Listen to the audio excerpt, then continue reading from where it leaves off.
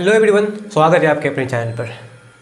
जैसा कि आपको पता है कि फिजिक्स में हम लोग कर चुके हैं प्रकाश का अपवर्तन, यहाँ तक कि अपवर्तनांक भी, दो माध्यमों के बीच का अपवर्तनांक क्या होगा, हर एक माध्यम का अपवर्तनांक क्या क्या है, उसके क्या मान होते हैं, वो सब हम लोग डिस्कशन पिछले क्लास में कर चुके थे। आज क्लास में हम लोग देखेंगे प्रकाश के अपवर्तन का नियम। उस नियम के आधार पर ये जानेंगे कि प्रकाश एक माध्यम से दूसरे माध्यम में जाती है तो किस तरह से उसकी दिशा में परिवर्तन होगा, या तो अभिलंब की ओर या अभिलंब से दूर या लंबवत पड़ेगा, वो देखेंगे। साथ साथ इस प्रकाश के अपवर्तन के कारण होने वाली घटनाएं, बहुत सारी घटनाएं प्रकाश के अपवर्तन के कारण होती है, वो घटना के बारे में भी आज डिस्कशन करेंगे। मतलब वो देखेंगे कि प्रकाश के अपवर्तन की जो घटनाएं होती है वो किस प्रकार होती है, क्यों होती है और कैसे होती है। आज की क्लास में हम लोग वही करने वाले हैं ना। ये देखेंगे कि एक पानी के अंदर में जो दंड एक छड़ी रख देते हैं तो जो डूबा हुआ भाग होता है छड़ी का वो तिरछा दिखाई देता है, सिक्का उठा हुआ दिखाई देता है। ये सब घटना आज की क्लास में हम लोग डिस्कशन करने वाले हैं, इसलिए आज का क्लास बहुत इंटरेस्टिंग होगा, इसलिए आप लोग वीडियो में लास्ट तक बने रहे। तो आज का हमारा पहला टॉपिक होगा प्रकाश के अपवर्तन का नियम।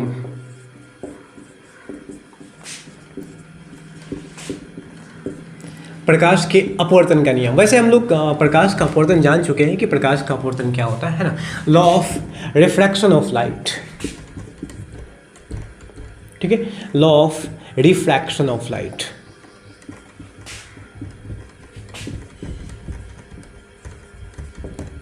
टोटली जानना है कि प्रकाश के अपवर्तन का क्या क्या नियम होता है। वैसे प्रकाश का अपवर्तन हम लोग पढ़ चुके हैं कि जब प्रकाश एक माध्यम से दूसरे माध्यम में, मतलब एक पारदर्शी वस्तु में इंटर करती है तो ऑब्वियसली कि इसका जो माध्यम होगा वो बदल जाएगा, जिसके कारण उसके दिशा में प्रकाश सीधी ना जाकर, मतलब उस माध्यम में सीधी ना जाकर बल्कि वो दिशा में परिवर्तित कर लेगा, या तो दूर या पास हो जाएगा। उस प्रोसेस का नाम, घटना का नाम क्या है? प्रकाश का अपवर्तन। लेकिन प्रकाश जो अपवर्तित होती है एक माध्यम से दूसरे माध्यम में तो एक नियम बना कर जाती है। वो नियम क्या होगा, चलो देखो। ठीक है, ये है आपका एक, मान लो कांच है, इसके चारों ओर वायु है, ये कांच हो गया। ठीक है, माध्यम बदल गया, वायु से प्रकाश कांच में लाना, प्रवेश करना है। किसी एक पॉइंट पे प्रकाश को आपतित करा दो। ठीक है, प्रकाश को थोड़ा आपतित करा दो किसी एक पॉइंट पर।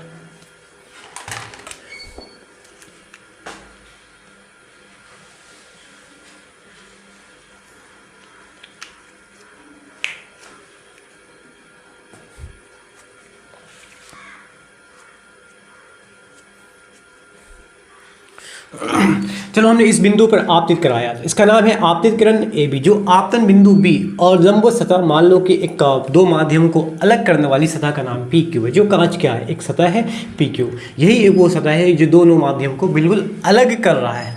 यहाँ आपतित किरण AB, आपतन बिंदु पर डाला गया लंब क्या होगा? अभिलंब। ये अभिलंब हो गया आपका। प्रकाश वायु है और आनी है कांच में, विरल से सघन में आएगी तो अभिलंब के पास होकर जाएगी, है ना। ये तो पता ही होगा आपको कि मतलब वायु से विरल से सघन में आती है तो अभिलंब के पास होकर जाती है। अगर सघन से विरल में जाएगी तो अभिलंब से दूर चली जाएगी। ये एक प्रोसेस होता है, घटना होता है। ठीक है, तो इसमें देखोगे कि जो आपतन कोण है, आपतित किरण और अभिलंब के बीच बना कोण आपतन कोण। ठीक है, आपतन कोण। दूसरा जो है यहाँ अपवर्तन कोण R। दोनों कोण क्या आपस में बराबर होगा? क्या कोण I बराबर कोण R होगा? बिल्कुल नहीं होगा। क्या कोण I और कोण R के बीच में कैसा रिलेशन होगा? क्या वो बराबर का होगा या कोई एक बड़ा या कोई एक छोटा? ऐसा बताओ, कौन सा नियम होगा बताओ? बराबर का नियम नहीं होगा, वो प्रकाश के परावर्तन में होते हैं कि जितना प्रकाश आपतित हुई उतना परावर्तित होकर उतना ही कोण बनाकर लौट गई, बराबर उसी में होता है। लेकिन यहाँ क्या है कि दो माध्यमों में प्रकाश आ रही है, एक माध्यम से दूसरे माध्यम में प्रकाश आ रही है। प्रकाश को बल्कि वो सीधी आनी चाहिए था। ऐसा होता है ना कि जब एक रेखा है, दूसरी रेखा आपका ये हो गया तो ये सम्मुख कोण बराबर होते हैं। यदि दो रेखा एक बिंदु पर प्रतिच्छेद करे, सीधी रेखा एक दूसरे पर प्रतिच्छेद करे तो आपतन कोण कह सकते हैं कि इसका जो सम्मुख कोण है वो क्या होगा? आपस में बराबर होगा। तो देखो I का जो सम्मुख कोण है ना, ये अभिलंब, इसको रफ डायग्राम बना के ऐसे देखा होगा मैं, चूँकि प्रकाश को जानी चाहिए सीधी लेकिन दिशा में परिवर्तित इस प्रकार कर लेता है। तो ये कोण, ये टोटल वाला कोण, ये कोण बराबर होगा। मतलब अगर ये I है तब ये I होगा, मतलब आर भी हम कह सकते हैं फिलहाल के लिए। लेकिन वो अपवर्तन कोण पूरा तो नहीं होगा। जो विचलित होने वाली प्रकाश है, अपवर्तित होने वाली प्रकाश है, उसके साथ अभिलंब का जो कोण बनेगा वो है अपवर्तन कोण आर। ठीक है, आपतन कोण और अपवर्तन कोण दोनों कोण बराबर नहीं होते, बल्कि ऐसा होगा कि आपतन कोण अपवर्तन कोण से बड़ा होगा। यहाँ देखो बड़ा है, मैंने बता चुका है कि बड़ा कंडीशन किस केस में होगा, यदि प्रकाश विरल से सघन में आ रही है तो आपतन कोण बड़ा, अपवर्तन कोण छोटा। अगर प्रकाश सघन से विरल में आएगी तो आपतन कोण छोटा, अपवर्तन कोण क्या होगा उस टाइम पर बड़ा हो जाएगा। ठीक है, आपतन कोण छोटा, अपवर्तन कोण बड़ा हो जाएगा उस टाइम पर। तो ऐसा इसलिए होता है क्योंकि प्रकाश है ना जो विचलित होती है वो अभिलंब से दूर चली जाती है। अभिलंब से दूर होने की वजह से अपवर्तन कोण उस टाइम पे बड़ा होगा। ठीक है, तो जब कभी प्रकाश एक माध्यम से दूसरे माध्यम में आती है तो उसका आपतन कोण अपवर्तन कोण बड़ा नहीं होता है, बल्कि वो छोटा बड़ा होता है। एक बड़ा एक छोटा, एक बड़ा एक बराबर नहीं होगा। ठीक है, तो एक नियम बन गया यहाँ से। लेकिन नियम ये बन गया कि किसी प्रकाश के किसी वर्ण के लिए, ठीक है, एक नियम ये है प्रकाश के अपवर्तन का कि प्रकाश के किसी विशेष वर्ण के लिए, अब श्वेत प्रकाश की हम बात करेंगे तो श्वेत प्रकाश 7 रंगों का एक मिश्रण होता है, उसमें हर एक रंग के लिए या किसी विशेष वर्ण के लिए आपतन कोण की जाया, है ना, आपतन कोण की जाया को हम क्या बोलेंगे, याद रखना, आपतन कोण की जाया वो हो जाएगा आपका साइन आई। दूसरा है अपवर्तन कोण की जाया,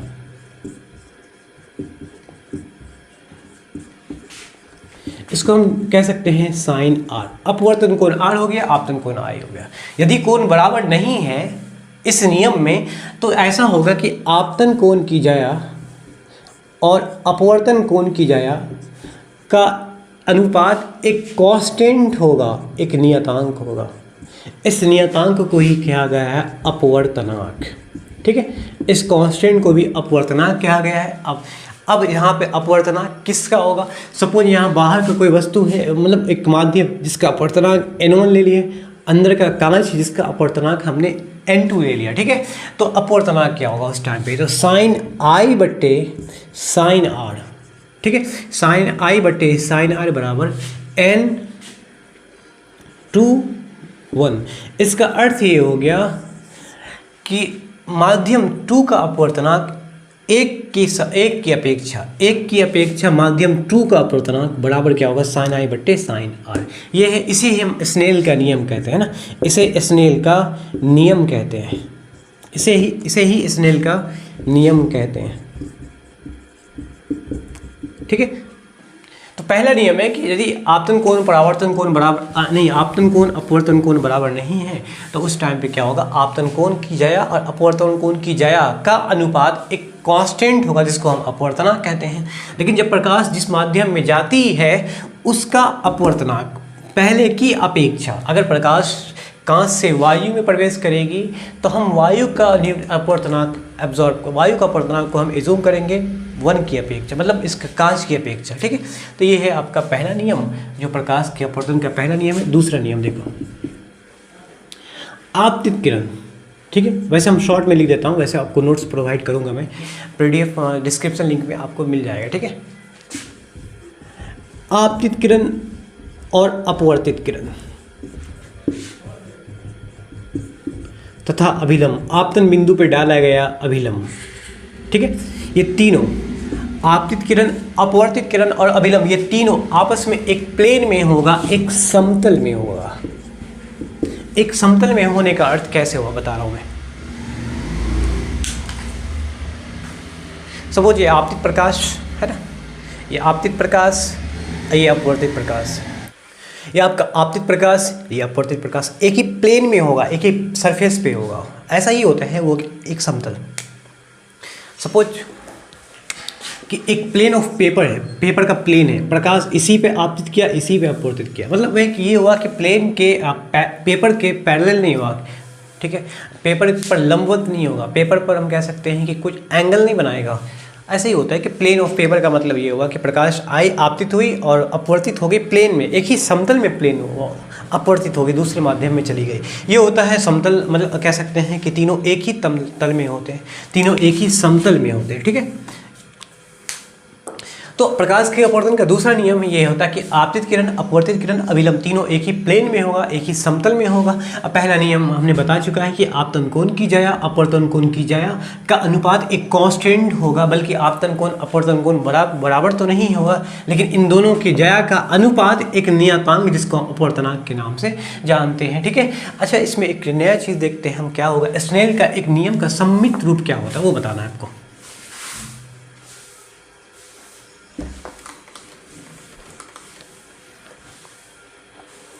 वायु का अपवर्तनांक हमने मान लिया n1 और कांच का अपवर्तनांक हो गया आपका n2। ठीक है। स्नेल का नियम, सपोज साइन I बट्टे साइन R, ये हो गया आपतन कोण की ज्या, अपवर्तन कोण की ज्या, बराबर क्या होगा, तो इसको लिख सकते हैं n12 को लिखेंगे, क्या लिखेंगे, n21 को लिखेंगे आप साइन I बट्टे साइन R। ठीक है। ये हो जाएगा आपका n1 बाई n2। ठीक है, नहीं n2 बाई n1, सॉरी, पहले n2 होगा उसके बाद n1 होगा, n2 बाई n21 को ऐसे लिखेंगे n2 बाई n1। अब इसको क्रॉस मल्टीप्लाई कर दो तो क्या होगा, n1 साइन I बराबर n2 साइन R। ये होगा आपका स्नेल का नियम का सम्मित रूप हो जाएगा, स्नेल के नियम का, है ना। इसे ही कहते हैं, इसे स्नेल के नियम का सम्मित रूप कहा जाता है, स्नेल के नियम का सम्मित रूप कहा जाता है। ठीक है।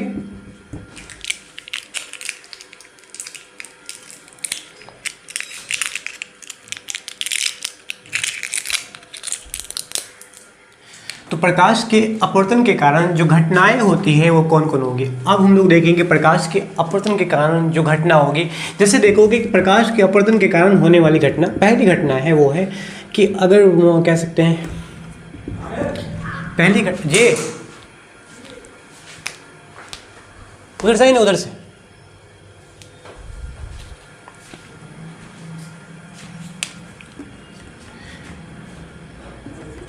जल की सतह से, है ना, पहली घटना है जल की सतह से छड़ी का मुड़ा हुआ दिखाई देना, मुड़ा हुआ दिखाई देना।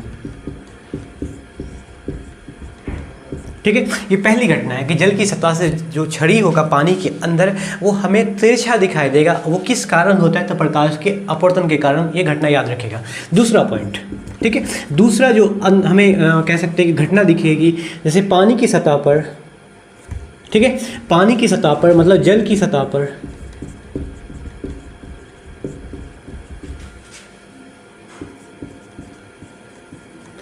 सिक्का का उठा हुआ दिखाई देना।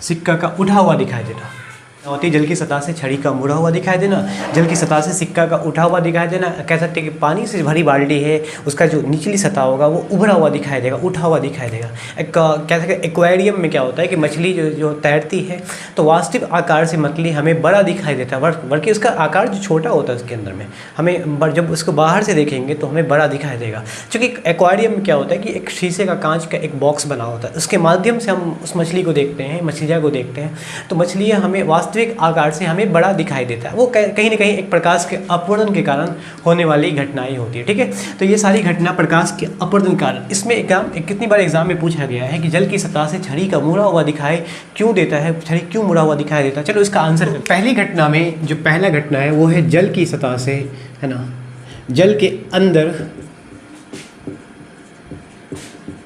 छड़ी का भाग मुड़ा हुआ प्रतीत होता है। ठीक है, मुड़ा हुआ प्रतीत होता है। क्यों प्रतीत होता है वो देखोगे। एक्चुअली वो टेढ़ा नहीं होता, वो हमेशा सीधा होता है, हमें फिर केवल प्रतीत होता है जल और बाहर के जो वायु है इन दोनों माध्यम के कारण। देखो यहाँ पे हमने एक सपोज हमने मान लिया एक कंटेनर लिया, इसके अंदर में हमने जल को भर लिया। ठीक है, कुछ इस तरह से,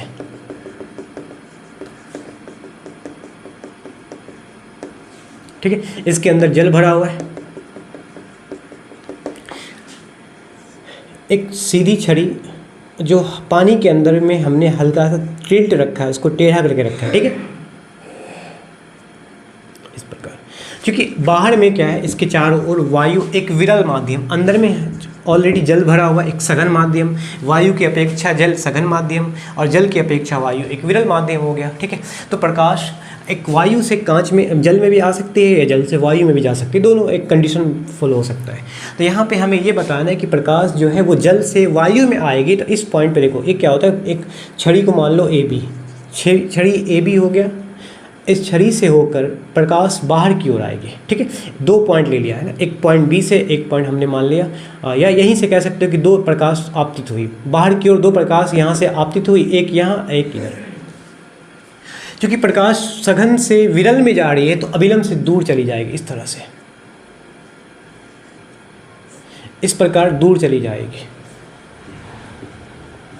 यहाँ पे आँख को, नेत्र को प्रतीत ये होगा कि जो छड़ी है, जो टेढ़ा दिखा है, मतलब सीधा है, वो अंदर की ओर इसी पोर्शन से हमें तिरछा प्रतीत होगा। दूसरा ये,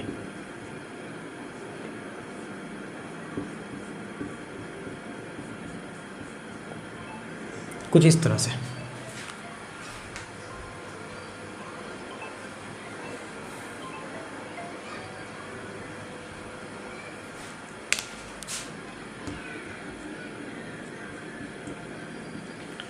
कुछ इस तरह से तिरछा प्रतीत होगा, मतलब है कि यहाँ पे मान लो कि बी बी डैश और ये सी है ना। तो जो छड़ी ए बी है, इसका जो वास्तविक स्थिति होना चाहिए वो हल्के हमें तिरछा प्रतीत होगा, बी से सी हो जाएगा, ठीक है। यहाँ पे आँख, नेत्र जो है आपका, क्या नेत्र को लगेगा कि प्रकाश तिरछी आ रही है, मतलब सीधी ना आकर के हल्का तिरछी हो जाएगी। तो इस तरह से जल के अंदर जो छड़ी का भाग जो है वो मुड़ा हुआ दिखाई देगा। और भी कंडीशन हो सकता है कि जल के अंदर जो सिक्का हमें उठा हुआ प्रतीत होता है, बाल्टी का जो वास्तविक आकार होगा वो, मतलब जो पानी का जो सतह होगा, हमें वास्तविक आकार से हमें उभरा हुआ दिखाई देगा, उठा हुआ दिखाई देगा।